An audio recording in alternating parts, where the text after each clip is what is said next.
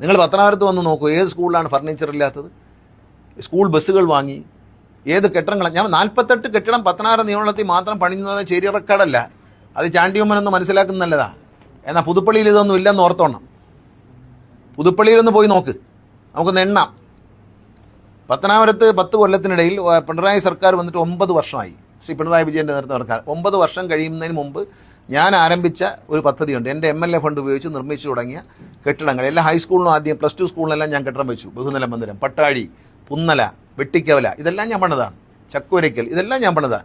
അതിനുശേഷമാണ് പിണറായി സർക്കാർ അധികാരത്തിൽ വരുന്നതും വിദ്യാഭ്യാസ രംഗത്ത് സമഗ്ര വിദ്യാഭ്യാസ പദ്ധതി നടപ്പിലാക്കുമ്പോൾ അതിൻ്റെ ഭാഗമായി 48 സ്കൂളുകൾ വന്ന് എണ്ണിക്കോ. പുതുപ്പള്ളിയിൽ 48 സ്കൂളുണ്ടെങ്കിൽ ഞാൻ എന്ത് പണിയാണോ ചെയ്യാം, 48 കെട്ടിടം ഉണ്ടെങ്കിൽ.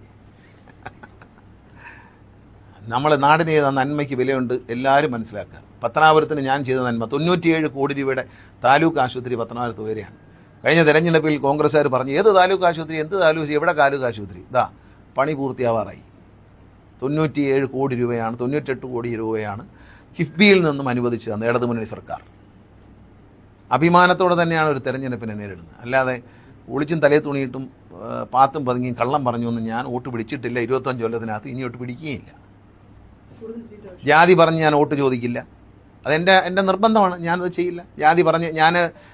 ജാതി പറഞ്ഞ ഒരു ഉദ്യോഗസ്ഥരോട് ഞാൻ പെരുമാറിയിട്ടില്ല. എൻ്റെ വകുപ്പിലെ ഉദ്യോഗസ്ഥരെ ജാതി ചോദിച്ചിട്ടില്ല. എന്നെ സന്ദർശിച്ച ഒരാളോടും ഞാൻ ജാതി ചോദിച്ചിട്ടില്ല. ഞാൻ സത്യം വെടിഞ്ഞ് നിന്നിട്ടില്ല. എനിക്കാരും കൈക്കൂലിയും ഓഫർ ചെയ്യാറില്ല. ഞാൻ അങ്ങനെയുള്ള ഒരു വഴിവിട്ട കാര്യങ്ങളും ചെയ്യുകയുമില്ല. അത് സീറ്റുകൾ വരുന്ന ഘട്ടമനുസരിച്ച് നമ്മൾ കൂട്ടി കൊണ്ടുവരും. ചോദിക്കുമല്ലോ, തീർച്ചയായിട്ടും ചോദിക്കുമല്ലോ. ഞാൻ ജയിക്കുമോ ഇല്ലയോ നിങ്ങൾ നാട്ടുകാരോട് ചോദിക്കും.